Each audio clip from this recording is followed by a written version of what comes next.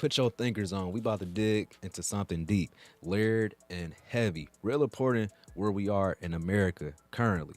Let's talk about John F. Kennedy, race, and why any of this still matters today. Now, when you think of John F. Kennedy, you probably think of that polished dude in a suit, sharp speeches, and good vibes, right? But when we peel back that layer, ooh, it gets complicated, especially when we look at his record on civil rights. He's not just this smooth talking president people like to remember. Nah, his story with race in America is full of contradictions. And today, we're going to break it all down. Not to cancel, not to glorify, but to understand because that's how we learn and grow. Let's rewind real quick. It's 1961. JFK just stepped into office, and America drenched in racism. Let's just keep it a buck. Especially in the South, Jim Crow laws were still running the show.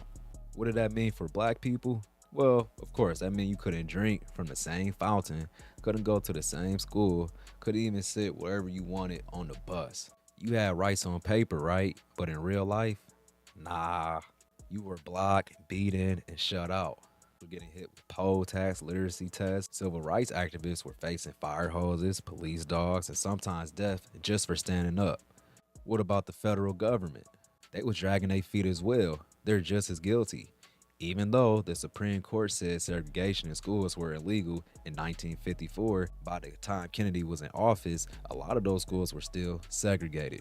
So JFK was still walking into a whole storm, a country that was boiling with tension, and Southern politicians who were fighting to keep segregation alive at all costs.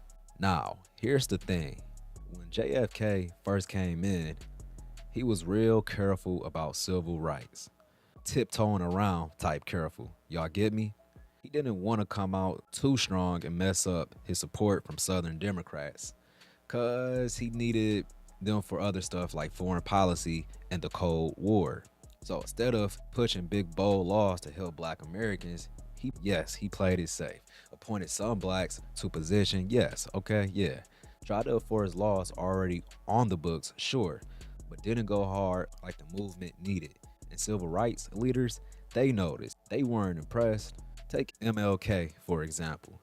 King said JFK has not been the moral leader the country needed. That's a pretty cold statement, but it's real. Activists weren't asking for politeness, they were asking for justice. Not later, but now. JFK was still trying to balance the political chessboard. But in the streets, they didn't have time for all of that. They needed a president who would call it like it is, say segregation is wrong, and act on it right there and then.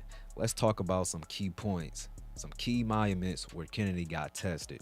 Let's do 1961. The Freedom Riders were riding buses through the South, challenging segregation. They got beat up, buses set on fire, while Kennedy, he sent federal marshals, but then he criticized the riders, said they were being too provocative. Bruh, they're risking their lives for basic rights. Then in 1962, James Murdoch tried to enroll in the University of Mississippi. White folks rioted. 2 people died. Kennedy eventually sent in troops, but only after trying to go around the issue first. Fast forward to 1963, Birmingham protests. Kids getting hit with fire hose, dogs biting teenagers, and man, it took all of that for JFK to finally start moving a little bit faster. Still, it was mostly about keeping the peace, not truly confronting racism at its roots. Now, let me pause for a second. If you're vibing with this breakdown so far, go ahead, hit the like button for me real quick.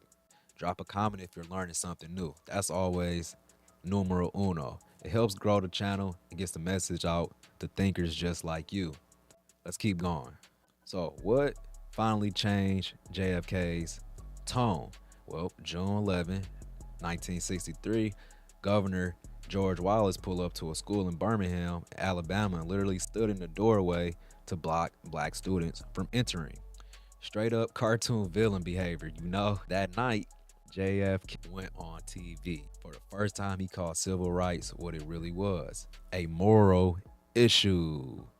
He said we are confronted primarily with a moral issue. It is as old as the scripture and as clear as American Constitution. That was the moment, everybody. That was the shift. He promised to send Congress a civil rights bill, the one that would eventually become the Civil Rights Act of 1964. Kennedy didn't live to see this, right? Obviously, we know what happened, but he finally took the moral side. Why? We have to ask ourselves. Because the people pushed him there. Protest, the pressure, the pain on the streets. It forced the president to stop calculating and start leading. And that right there is the lesson. JFK's story with race is a mirror for politicians today, for all of us. It shows what happens when leaders move too goddamn slow for justice. It shows the cost of being cautious when bold actions is needed. It shows how activism, when it doesn't back down, can move even the most powerful people. So, you're asking, how does this connect right now? Shit, a whole lot. We still see racial gaps in wealth, education, healthcare, and policing. That didn't start last week. It's the leftovers from the compromises, delayed tactics, and leaders who wouldn't go all the way out. Kennedy evolved, yes, give him credit for that, but he started too goddamn slow for a lot of people who didn't live to see the change. So, here's the challenge for us. Don't wait for a president to find their moral compass. Be the compass. Keep applying that pressure. Keep raising your voice.